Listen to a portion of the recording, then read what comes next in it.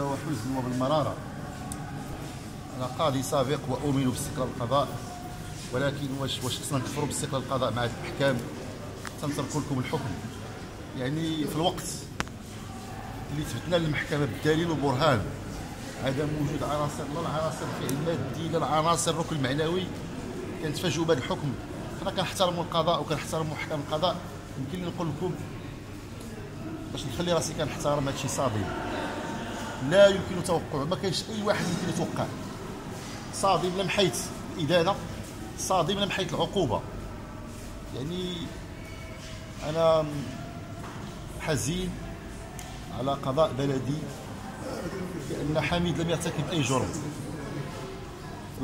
الحكم اليوم عطانا اشاره سلبيه، قالنا ولو تسمعوا التخاريف ايها المواطن المغربي، حتى ولو سمعت التخاريف، حتى ولو سمعت شنو نقول لكم كذوب، سير بلغ السلطات. يعني هذا حكم كيقول لنا جعجوز السلطات، بلغوا على الخاوي، بلغوا على الكذوب. اكثر من ذلك السلطه العموميه كشفت المكالمه، فما جدوى ادانه المهداوي. ادانه المهداوي اليوم خطا. ادانه المهداوي اليوم غتسجل في واحد الصفحات غير الصفحات البيضاء للقضاء المغربي. يمكن لي نقول لكم اليوم هذا خميس اسود، خميس اسود.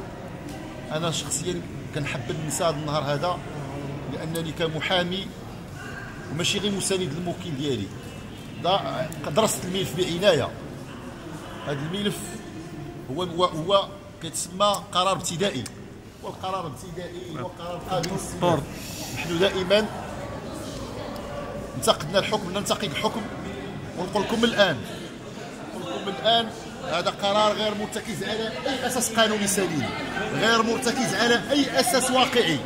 هذا قرار لا يمت بصله لعالم القانون والقضاء وتحت مسؤوليتي. هذا قرار ظالم، ظلم. واحد السيد ما قال والو، صحفي دافع على حقه، ما دار حتى شي جريمه، لم يرتكب اي جرم. المهداوي لا يمكن ان يبلغ عن التخاريف. المهداوي اليوم كيدعي على جريمه خياليه. وقول لكم انا متدمر، لان واش عباد الله جريمه غير خياليه الدم ديال المتهم؟